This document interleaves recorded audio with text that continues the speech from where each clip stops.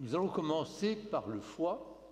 Et sur le programme, c'est Dominique Franco qui est inscrit comme orateur. Cependant, il a eu une urgence familiale extrêmement importante qui l'a obligé hier soir à quitter la France et très confus a demandé s'il pouvait être remplacé par Madame Anne Weber, qui est directeur de recherche, qui travaille précisément depuis de nombreuses années sur ce sujet, et donc sa conférence sera faite par vous, ainsi que la discussion, et Madame Weber a toutes les compétences pour et vous parler et intervenir, sauf chirurgical, mais ça fait... Je suis là. Mesdames, Messieurs et chers collègues, donc je vais donc remplacer Dominique Franco pour vous résumer les quelques travaux qui ont été initiés essentiellement outre-Atlantique sur le foie autoconstruit, ou peut-on utiliser un foie produit par bio-ingénierie pour traiter certaines maladies hépatiques graves.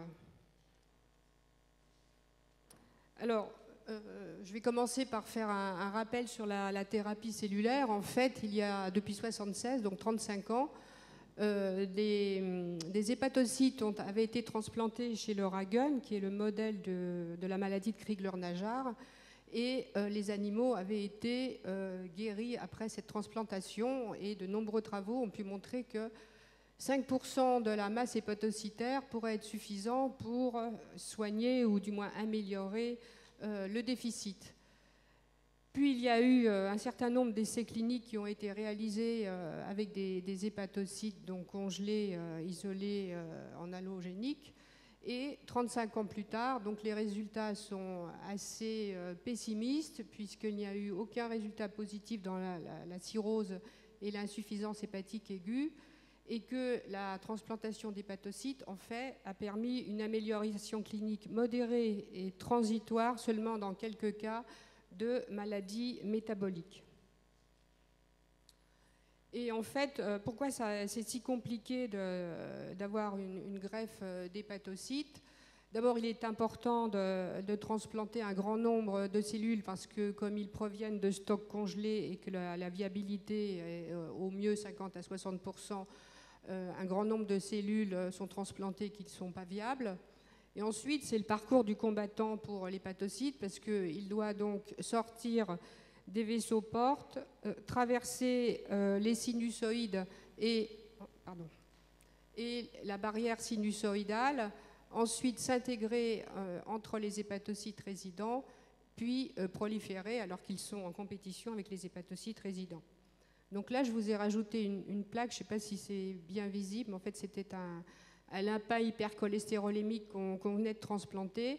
Et vous pouvez voir ici les hépatocytes transplantés qui restent piégés dans les espaces portes, avec un certain nombre de cellules qui commencent à s'intégrer dans le parenchyme, étant entendu que toutes cellules qui n'arrivent pas à s'intégrer dans le parenchyme au bout de quelques heures sont détruites par les macrophages.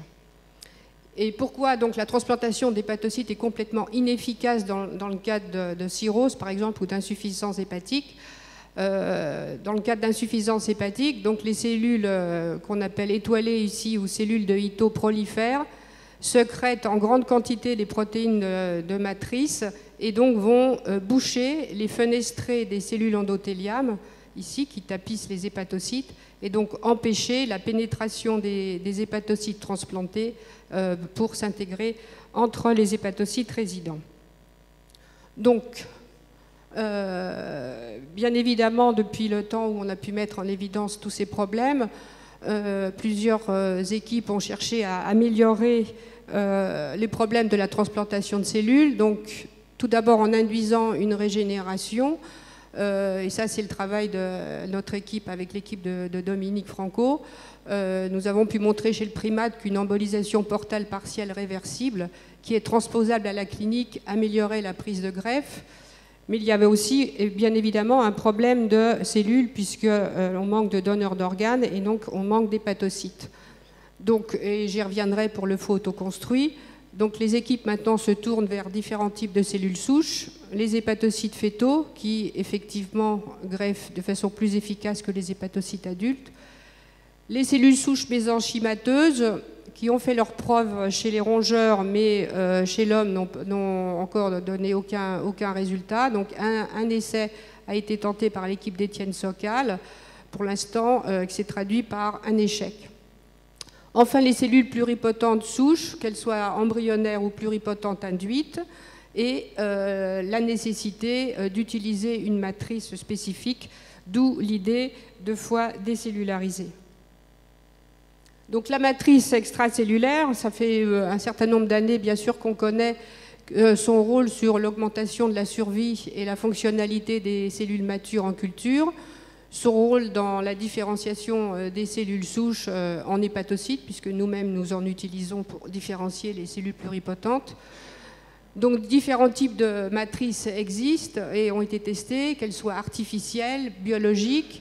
Il a été montré que c'était bon, que les matrices issues du foie étaient évidemment plus efficaces et encore mieux si la matrice est réalisée en 3 dimensions, d'où le concept du foie décellularisé comme matrice biologique spécifique. Alors qu'est-ce que c'est d'abord que le foie décellularisé? Ça consiste à détruire toutes les populations cellulaires hépatiques par perfusion portale de détergents doux. Donc 2 types sont couramment utilisés, le sodium d'odécylsulfate, que j'appelle pas spécialement doux, et le triton. Donc ici, on vous a mis une plaque des travaux qui sont réalisés au laboratoire par un jeune chercheur qui vient de rentrer des États-Unis et qui a commencé à mettre au point la décellularisation du foie de souris. Donc voilà à quoi ressemble un foie de souris décellularisé.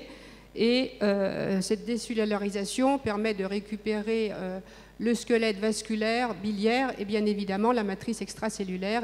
Et voici donc le squelette vasculaire coloré avec des alginates en vert ou en bleu.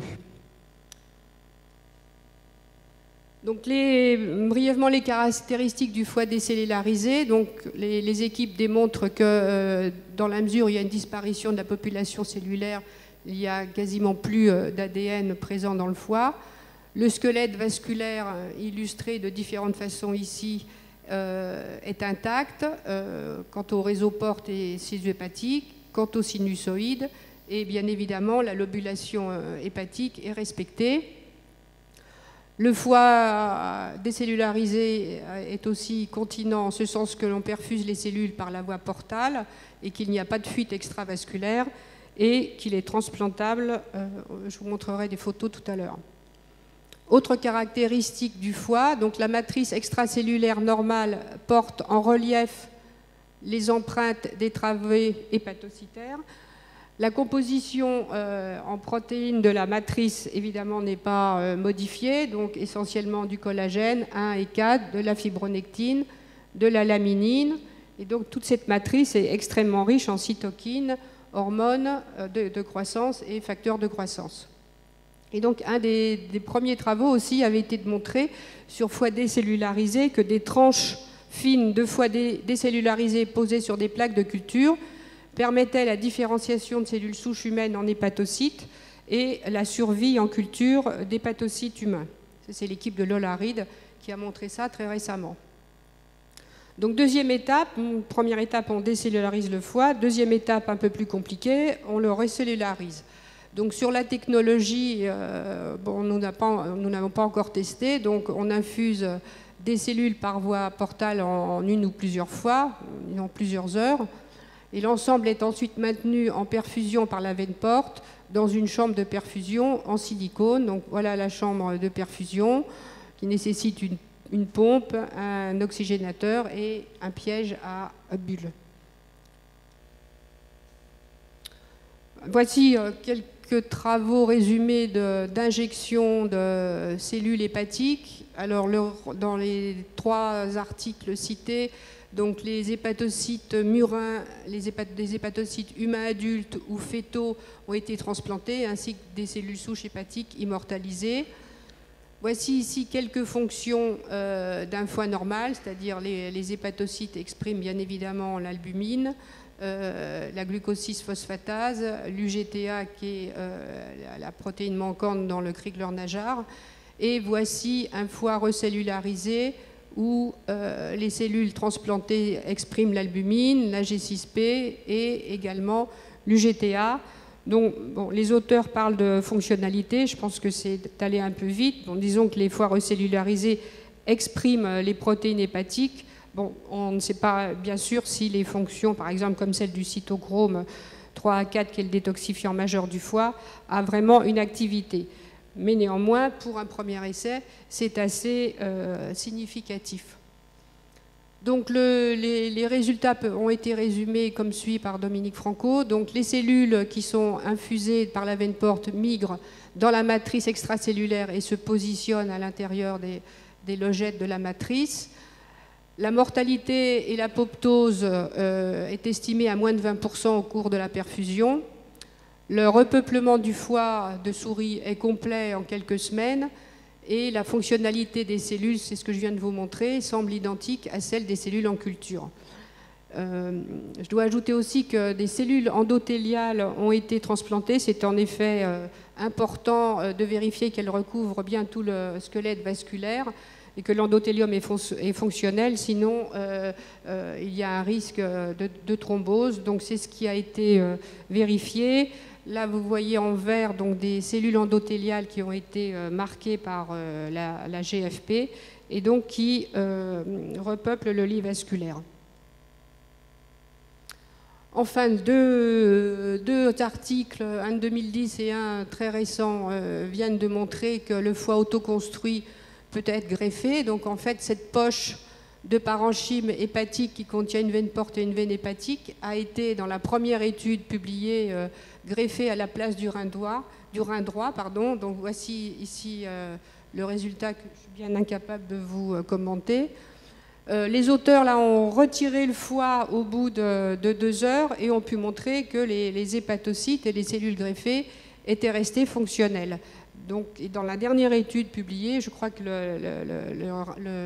le foie a été greffé sur la veine porte, oui c'est l'étude de Bao, et ils ont maintenu le foie en survie pendant 6 heures. Donc c'est un premier résultat, donc on peut maintenir des cellules en survie pendant 6 heures dans un foie autoconstruit.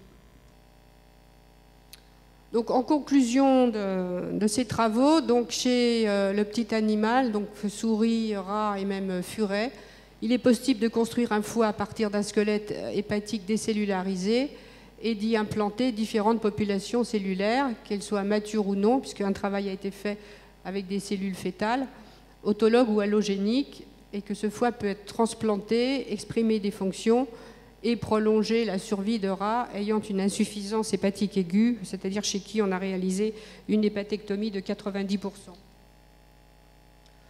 Donc les applications, donc là je laisse sur la deuxième partie la responsabilité à Dominique Franco qui me paraît très optimiste.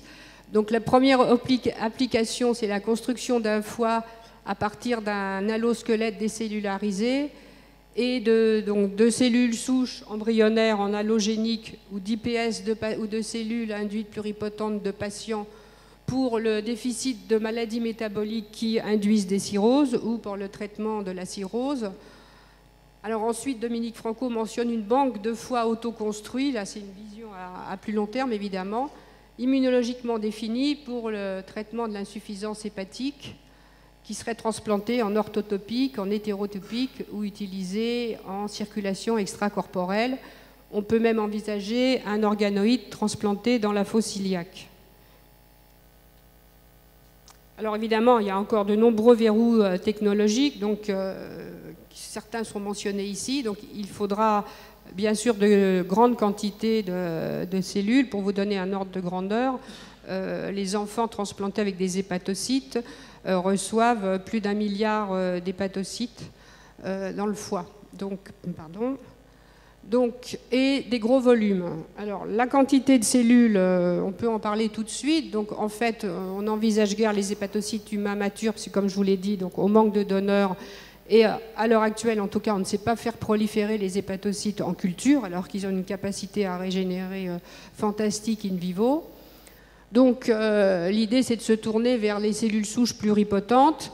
Ici, donc, je vous résume un travail de Karim et d'étudiants de mon laboratoire qui ont mis au point des conditions chimiquement définies pour différencier à partir de cellules embryonnaires humaines ou de cellules pluripotentes induites, mais c'est un peu moins efficace, des hépatocytes qui expriment à 80% l'albumine et qui expriment le cytochrome 3A4.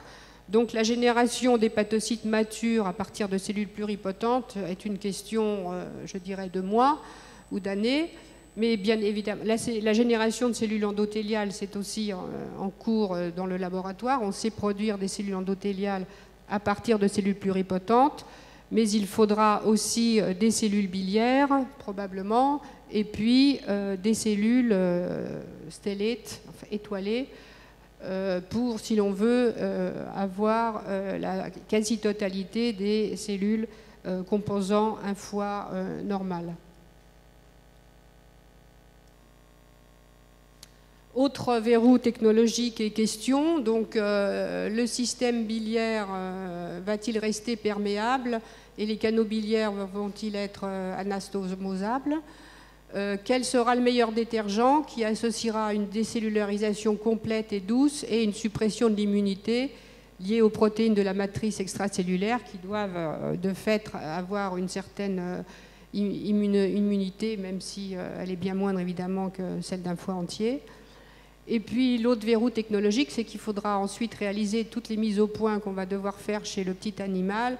Chez le gros animal, on pense aux porcs et aux macaques. Et la conclusion de Dominique Franco, de beaux travaux en perspective et de beaux projets pour les étudiants en master et en particulier en master de sciences chirurgicales. Je vous remercie pour votre attention.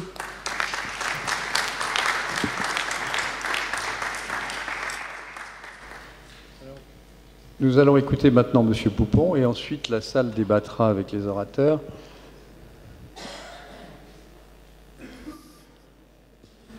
Je suis désolé, j'avais dit que je pouvais arriver à 3 heures, monsieur. Donc ça ne fait rien de moi que vous êtes là. Allez-y. Donc Dominique n'a pas pu venir alors, hein, je crois. Bon, moi, je voudrais surtout vous poser des questions et vous féliciter pour tous les travaux que vous avez faits jusqu'à présent. Oui, donc on est à l'état embryonnaire, si j'ai bien compris. Hein. On a 50 ans de travaux devant nous. Donc, à mon avis, il y a plusieurs problèmes. La caractérisation de la matrice qu'il vous faut, les bonnes cellules, et puis... Les bons chirurgiens. Ah oui, ah bon? Bon, vous êtes d'accord, Henri? Et il faut, troisième point essentiel, il faut un nombre de cellules assez important, non pas pour remplir le foie d'une souris, mais d'un primate, puisqu'il nous faut, à nous, primates, au moins 400 grammes d'hépatocytes pour fonctionner, pour que notre cerveau fonctionne, les autres organes fonctionnent. Alors, oui. Et quatrième problème, il y a celui des indications. Quelles sont les applications dans les 10 ans à venir, disons, hein, on va pas, dans 50 ans, c'est un peu trop loin. Moi, j'ai l'impression que dans les 10 ans, ça s'adresse surtout aux maladies génétiques, plutôt qu'aux maladies chroniques du foie. Et donc, je suis arrivé un peu en retard, mais je crois que vous avez montré qu'on n'arrivait pas à faire en sorte qu'un nombre sain d'hépatocytes puisse repeupler un foie génétiquement malade. Est-ce que ça peut être une application dans les 10 ans à venir?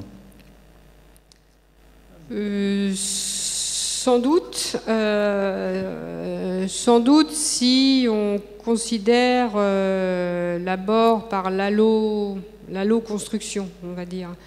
C'est-à-dire, avant de décellulariser le foie d'un patient, peut-être, décellulariser un foie sain et réimplanter des cellules saines pour guérir des maladies métaboliques, mais à ce moment-là, qui provoqueraient une cirrhose à long terme, parce que... Non, métabolique, je veux dire un déficit en une protéine quelconque. Oui, vous voyez, oui, c'est ça. Voire même une cirrhose, parce que ça, la transplantation d'hépatocytes ne pourra jamais, je pense... Un cirrhose, je pense que c'est un autre problème. C'est un autre problème. Mais les déficits génétiques précis... Voilà, alors les deux aspects, soit par le foie à l'eau construit ou le foie autoconstruit, c'est-à-dire qu'on prendra des cellules de peau d'un patient, on les transformera en hépatocytes, soit par le biais d'un retour à la case embryonnaire, correction in vitro et retransplantation, ou alors avec des cellules embryonnaires en allo autoconstruit, en allo construit. Donc oui, c'est l'application la plus probable. La plus probable. Oui. Et en ce qui concerne la matrice d'échafaudage de toutes ces choses-là, est-ce que le cœur, c'est différent du foie, c'est différent du rein? Comment ça se passe? Oui, ça, on en a... Mais non, mais je veux...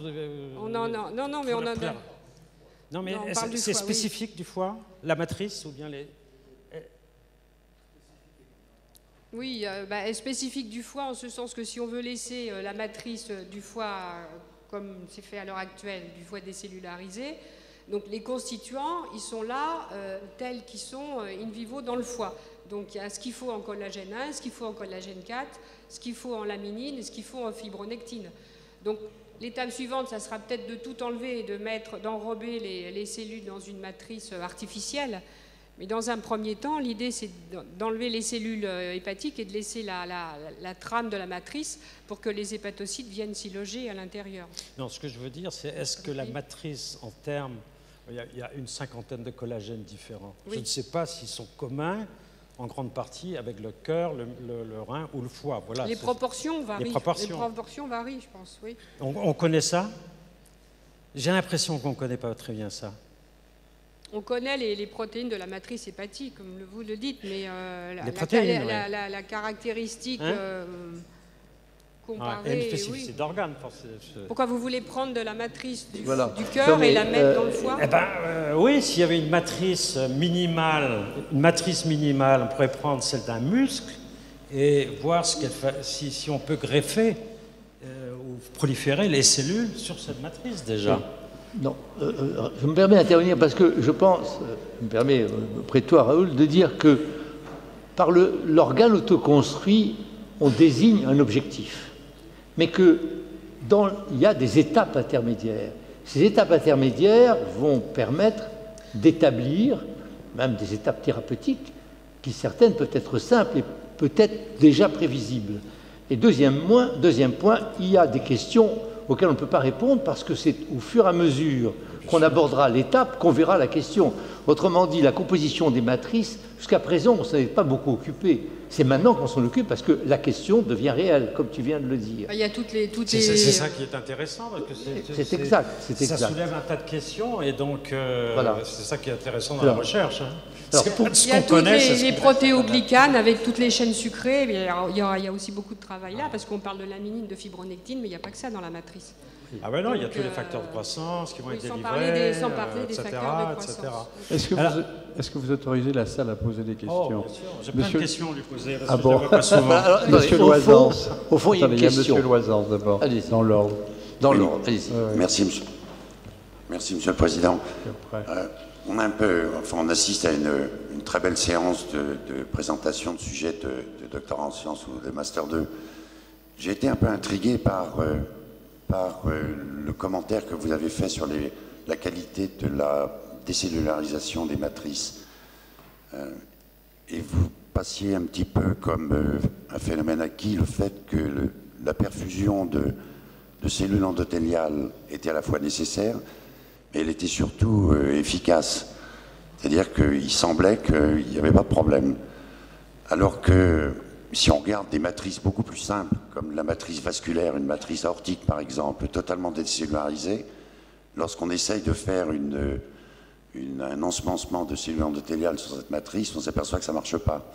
Et que la matrice, bien que totalement décellularisée, ne va pas se laisser recouvrir par le tapis de cellules endothéliales.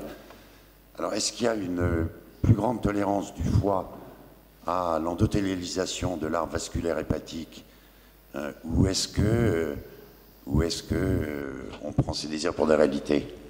Non, écoutez, là, je résumais un article que j'ai lu où il montrait des belles photos d'immunologie, où on voyait que autour d'un espace porte s'organisaient des cellules qui exprimaient l'endothélial NOS et puis le von Wildebrandt, et puis la photo que je vous ai montrée où effectivement des cellules endothéliales marquées à la GFP semblaient s'organiser.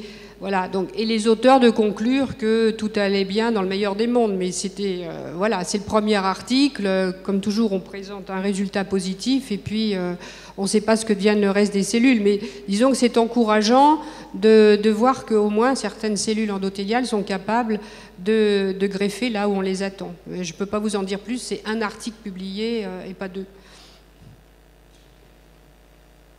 Il y a M. Pessac. J'ai une information qui est une primeur et ensuite une question. L'information est la suivante.